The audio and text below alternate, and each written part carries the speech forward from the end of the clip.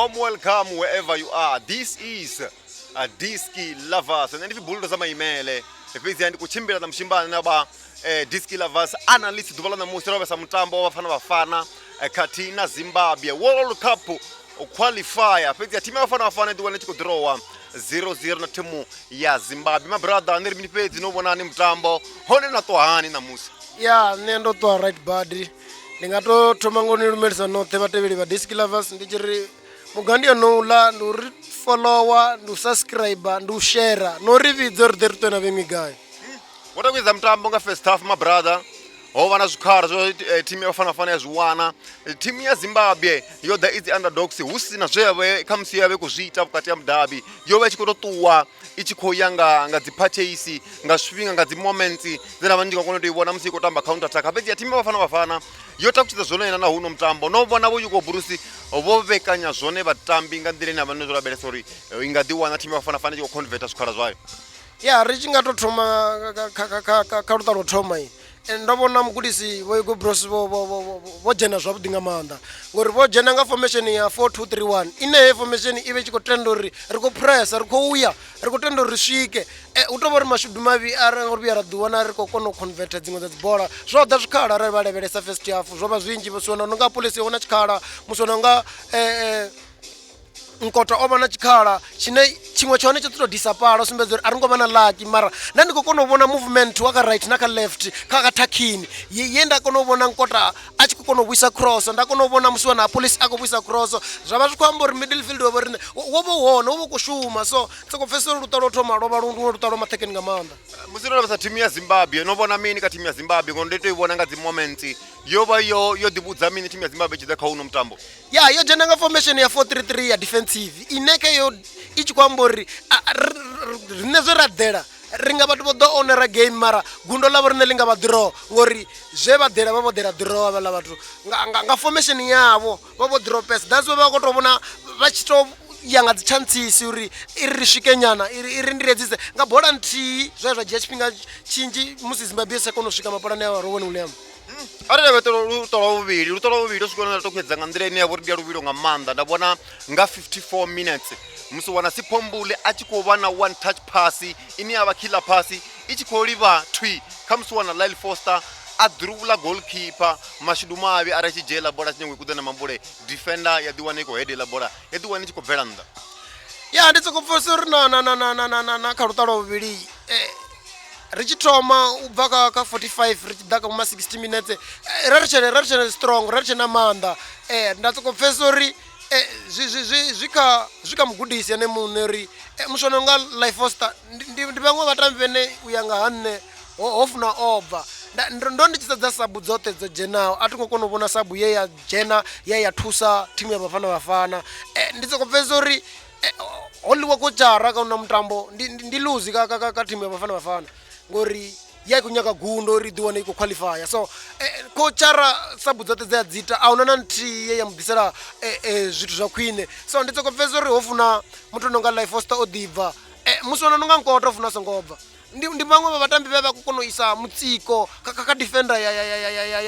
ya Zimbabwe muswana no nga police o funa vho ḓimulitsha a vha na tshifhinga mara ndo tsoko pfesa uri vho ṱavhanya badi muntsha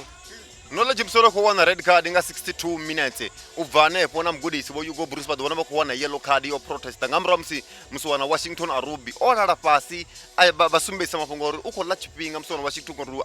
Washington Arubi fhedzi ai nda dovha nda vhona Bafana I tshi khou vha na gear up musi ndi tshi khou vhona nga 82 minutes musi wana Lyle Foster a tshi khou disapara futhi nda I vhona I khou sumbedza uri ri khou tshinyaka tshikoro fhedzi ho no vha na frustrations vha vho ḓiwana vha tshi khou frustrate vhatambi Bafana vha vho ḓiwana vho no tou vha kha tshifhinga tsha uri ri nyango ḓiwana ri tshi khou dzhuma uri phanḓa ngori tshifhinga tshi khou fhela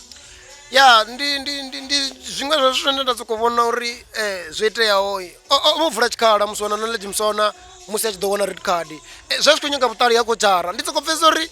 a vha believe ka muthu kana no nga muthu tsha vhalala arali ri si tshena iṅwe pulane a ri pulane nga vhathu kana vhaṱuku vatukana vhene vha na muloro so ndi soko pfesa uri a vha khou believe kha vatukana vhaṱuku u wane muthu u tsha vhalala ndi soko pfesa uri ndi muṅwe wa vhathu o funa o ḓiwana nga ngomu kha uno mutambo ndi kutyo kwamba nga sabu ya musi wana ena a khou dzhena vhukati ya mudavi ndinyagwamba nga sabu ya msuwana murena ndinyagwamba nga sabu ya msuwana muremi ndadovapo ndamba nga sabu ya vatusi obas uri no vona dzila sabu zote ya no diwana dziko jena bwati ya mdavi ngori ndiko vona vatusi obas ainako jena inata ma defensive middle fielder ndadivutisa uri riko drowa au kutodea vatambi na vane vakonye kuataka ngamura mtini kwamba nga msuwana mdu ndadivutisa uri timu ya Bafana asichone chipinga chine konyeka vatambi vena dwa vachiko ataka mona ya ndi zvone zvo kuti vazviite mugudisi musi risichana chipinga arichato defender ritoyoya ritoataka so nendodivhudzisana nori ukudoitani musuwana muthusi obasi ukudodziani nditsokobvesa uri ho chine chipinga chori vaintroduce vatukana vene vavori vani dziatakini arichadefenda vachipanga muthusi obasi vavakuamba uri na draw yoluga so vadorisametseni mugudisi vaigobroso rune ridotori ipiyo yatamba na ipiyo haiteya mini rido kunopfuka so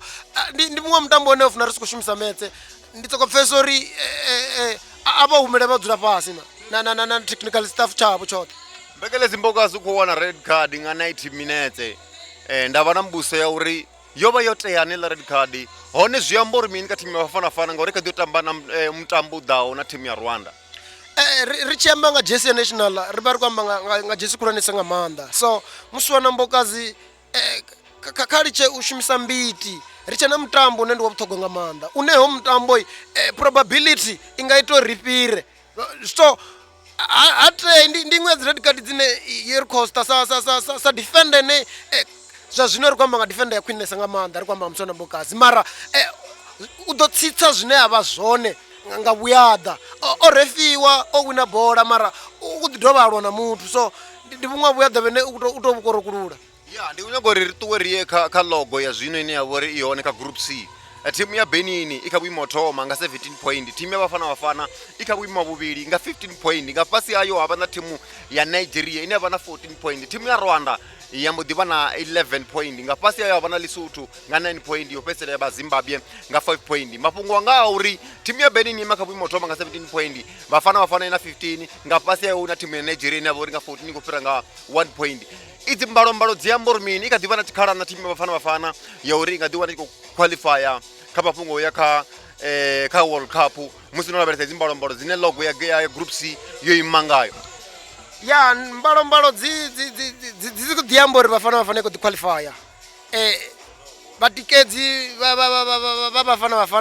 va songo isa mbilu kule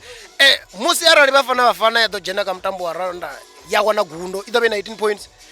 ine arali hava na mutambo vhukati ha Benin na Nigeria ndi mutambo une anga leluwi ndi mutambo une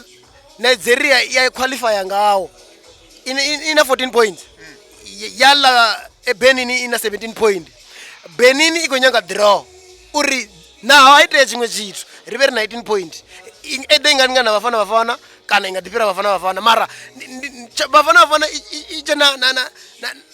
iche na 75% yo qualifier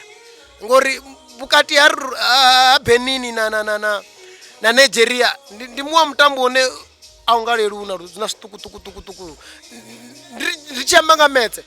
over neri kuamba rosedza kha game ya Nigeria na Benin ndi hune nditsokobvesa uri afalai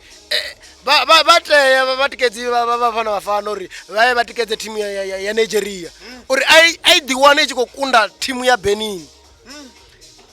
ya ndi kuti bwesa kama my brother kha musi mbusi yo fhesela nga ingavha ya uri musi vatambi Bafana ḓuvha na musi vholiwa ndi atenda nofulufhelo mimu yavho i fhasi khathihi na mugudisi ndi zwifhio zwine vha nga lavhelela zwi ita nga murahu musi vha tshi khou ḓiya kha mutambo u khou ḓaho uri vha ḓiwane vha tshi khou prepare zwone uri vha ḓiwane vha tshi khou wana gundo kha timu ya Rwanda ya ndi tsokopfesa uri mugudisi vha khou tou uri vha play part yo rudza dzimbilu dza vatukana va South Africa uri zwo itea ari zwi vhee nga murahu ari focusaneli kha hezwi ngori ri kwamba nga mutambo une uri u tsinisa so arali ra dovha ra dzhena kha mutambo wo fhedzisela une wa vha ndemesa ri tshe ro bilufhala zwi amba uri a nga vhina results so zwi thoma hanefha kene game i tshi to chaya mugudisi vha to dzula na tshikwadi tshavho tshoṱhe vha tshi sumbedzisa mafhungo o teaho mafhungo o khwaṱhaho na dzi advisor dzoṱhe dzi a tea uri dzi ḓe dzine dza vha dzi advisor dza Bafana so dzi dzule na vhatukana dzi vha advise dzi vha sumbedze vhundeme ha u ḓiwana ri khou ya kha World Cup uri ndi vhufhio u qualifya zwi amba mini kha shango zwi kha technical staff tshoṱhe. Khulivhuesa nga maanḓa my brother. This is DISKI lovers. Vhathu vashu ndo vha ṱalutshedza mafhungo a uri ri ḓiwane ri khou davhidzana kha 0796858311. Heyo ndi nomboro ya WhatsApp, i nga vha sponsor, i nga vha partnership, i nga vha tshiṅwe na tshiṅwe, i nga vha mbudziso, i nga vha dzi advice. Kha ri kwamane lushaka ri ḓiwane ri khou ḓiphina nga maanḓa nga mitambo ya bola ya milenzhe. Salute, ro ḓi vhona tshifhinga tshiḓaho.